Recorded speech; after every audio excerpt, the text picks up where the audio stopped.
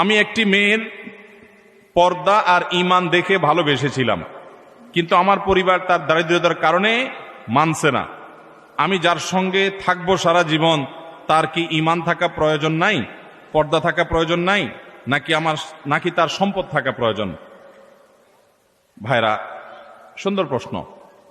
বহু যুবক আছে, যদিও আগে ভুলটা বলি, কোনো মেয়ে পর্দানসীন, কোনো মেয়ে দিনদার নামাজি, এটা দেখে আপনি তাকে ভালোবাসছেন, মানে প্রেম করছেন। বিয়ের আগে এই 2 নম্বর কাজটাকে নাম দিছে আমাদের সমাজে কি? প্রেম। এটা নাকি ভালোবাসা। আরে ভাই, ভালোবাসাটা হবে লিগাল, স্বামী স্ত্রীর ভালোবাসা, সেটা হবে প্রকৃত ভালোবাসা।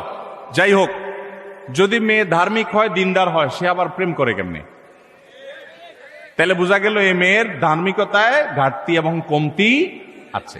তারপরেও আপনার কাছে মনে হয়েছে আপনার কপালে এর চেয়ে ভালো জুটবে না, সে নামাজ কালাম পড়ে, বোরকা পরে, হালাল হারাম বুঝে, আল্লাহর ভয় আছে, তো আপনি তাকে দিনদারিতার কারণে, হয়তো আপনি প্রেমে জড়ান নাই, দিনদারের কারণে বিয়ে করতে চান, কিন্তু বাবা মা বিয়ে দিতে রাজি না। একই কথা উল্টা ক্ষেত্রে হয়, অনেক মেয়ে অনেক ছেলের দিনদারিতার কারণে বিয়ে করতে চায়, বাপ মা তাকে দিতে চায় না। ভালো করে শুনে রাখেন, যদি কোনো বাপ মা শুধু পয়সাওয়ালা পাত্র পাত্রী খোঁজে, ও যে কথিত আছে না যে আজকাল বিয়ে হয় মানুষের সাথে মানুষের খুব কম, বেশিরভাগ হয় এক পক্ষে টাকার বস্তা, আরেক পাশে ময়দার বস্তা।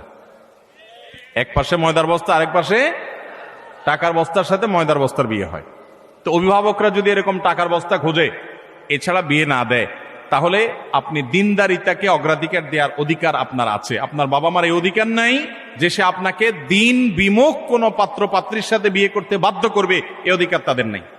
তাদেরকে অন্যদেরকে দিয়ে বোঝাবেন, তাদেরকে যে কোনো ভাবে সম্মত করাবেন যে দিনদারিকাতে অগ্রাধিকার দাও। তারপরে যদি তারা দুনিয়া ছাড়া কিছু না বুঝে, আপনি বিনয়ের সাথে সেখানে দ্বিমত করার এবং আপনি দিনদার জীবন সঙ্গী নির্বাচন করার রাইট আছে। তবে এই ধরনের বিষয়গুলোতে বিচক্ষণ কোনো আলেমের সাথে পরামর্শ করবেন, কারণ অনেক সময় আপনি যেটাকে আপনার পক্ষের মনে করছেন সেটা শয়তান আপনার সামনে সুশোভিত করে তুলে ধরতে পারে। অনেক সময় মুরব্বীরা দিনদারিতার বিরোধিতা করে না, কিন্তু আপনার কাছে মনে হচ্ছে দিনদারিতার বিরোধিতা করছেন। এই জন্য ব্যালেন্স করার জন্য কোনো বিদগ্ধ আলেমের সাথে ব্যক্তিগতভাবে পরামর্শ করে তারপর ডিসিশন নেবেন।